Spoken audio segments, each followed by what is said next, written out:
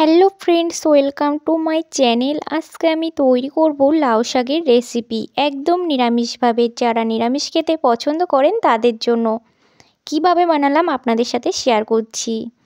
এখানে আমি নিয়ে নিয়েছি লাউ শাক। লাউ শাকগুলোকে আমি এইভাবে কেটে নিয়েছি, আর নিয়ে নিয়েছি বেগুনগুলোকে এইভাবে চৌকো করে কেটে নিয়ে ধুয়ে নিয়েছি। আর আলুগুলোকে এখানে আমরা সিদ্ধ করে নিয়েছি, আর আলুগুলো আমরা এরকম কিউব কিউব করে কেটে নিয়েছি। এবার আমরা চুলায় প্যান বসিয়ে দেব। তেল গরম হয়ে গেছে, এবার দিয়ে দেব আলু। এবার আমরা এর মধ্যে সামান্য একটু লবণ আর হলুদ দিয়ে আলুগুলোকে লাল লাল করে ভেজে নেব। আমরা আলুগুলো খুব সুন্দরভাবে ফ্রাই করে নিয়েছি, তোমরা দেখতেই পাচ্ছ। এখন আমি এগুলোকে নামিয়ে নেব। এবার আমরা লাউ শাকের মধ্যে বড়ি দেব, সেই বড়িগুলোকে আমরা ফ্রাই করে নেব। এখন আমরা এই বড়িগুলোকে একটু নেড়ে চেড়ে লাল লাল করে ফ্রাই করে নেব। বড়িগুলো আমাদের ভাজা হয়ে গেছে, এবার আমরা তুলে নেব।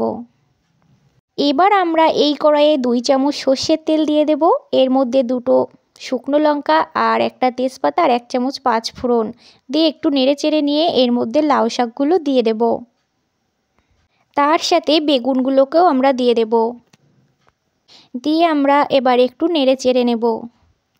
এবার এর মধ্যে দিয়ে দেব আদা আর কাঁচা লঙ্কা বাটা, আর দিয়ে দেব 1 চামচ জিরের গুঁড়ো, 1 চামচ লঙ্কার গুঁড়ো, 1 চামচ হলুদের গুঁড়ো আর পরিমাণ মতো লবণ দিয়ে দেব।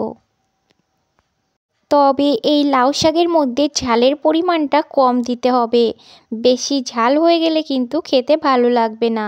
এবার আমরা মশলাটাকে ভালো করে মিশিয়ে নেব। এইভাবে আপনারা লাউ শাক নিরামিষ রান্না করে দেখবেন, খেতে কিন্তু দুর্দান্ত লাগবে। নাড়তে নাড়তে দেখুন লাউ শাক কিন্তু অনেকটাই কমে গেছে।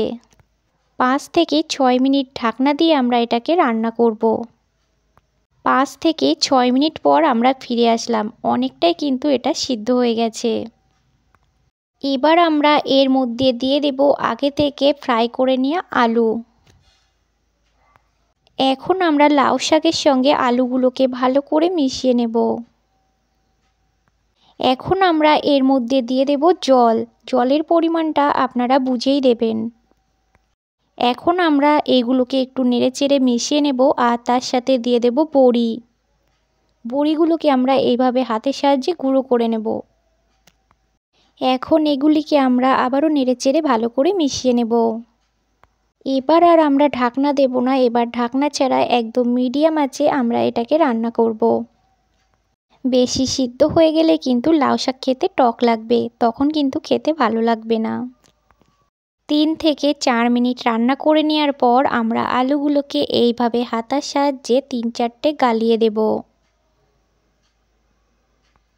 তাহলে এটা ঘন হবে আর খেতেও কিন্তু দুর্দান্ত লাগবে।